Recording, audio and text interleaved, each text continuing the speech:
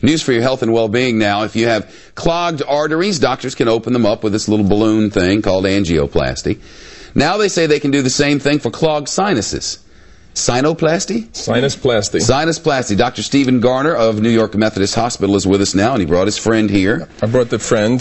You know, I don't have to tell you, this is, you know, since I'm 4. This is one of my things. I got this problem. My whole family, half the newsroom has it, because this is a dirty town. Pollution and so on, allergies. And you know what the sinuses are good for? What? Nothing. Nothing. Nothing. You know what? Their purpose is to lighten the skull. They're air-filled cavities so that the skull isn't so heavy when people walk around. Really? So what they used to do in the old days was, and I'm going to take off the top so you can see. Cut mine out. They would take his nose and drill a hole up into the sinuses. It would take 6 months to recover, and you'd have a big hole in the top of your head going into the sinus. Stupid. What they decided now, and I hope you can see, there's little holes in the base of the skull. What they do is they take a catheter like this. This is what we use for angioplasty. So where's that coming from?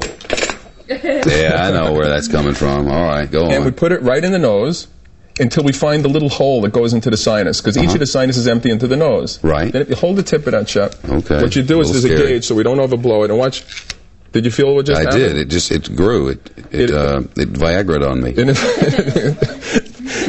Basically. What it does, though, now is it breaks the bone where that little hole is. So that breaks the bone, and it opens up a passageway now, because the key problem with sinus disease is that the little hole where it drains into the nose. Doesn't drain. It doesn't drain because it's blocked. It's too narrow. I know. So this goes in, opens it, no pain, because it's a smooth, pliable bone. It doesn't cause any pain. Is this going to change? Is this going to really help a lot of people? The next day you're back at work, whereas traditional sinus surgery could be 6 weeks until you're better. Sinus surgery is a scary thing, too, because it's up there close to your brain, and doctors are leery of it, aren't you? I'm very scary, and I would rather, only about 5% to 10% of people with sinus disease end up going for the surgery, because you can treat it with antibiotics, decongestants, humidifiers. But it's a lifelong struggle. This could change everything? This opens it up, and it's done. You've remolded the passageway, and it's ready to go. How new is this? Only approved since December in the United States. Not a lot of doctors know about it. Have you done it? We haven't done it yet, but we're going to. Do you know people who have, and what sort of success rate? Tremendous.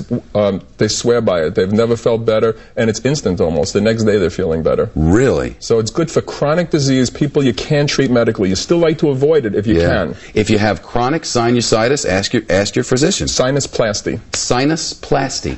Dr. Garner. Good news. Good stuff. Yeah, thank you. Coming up in your world with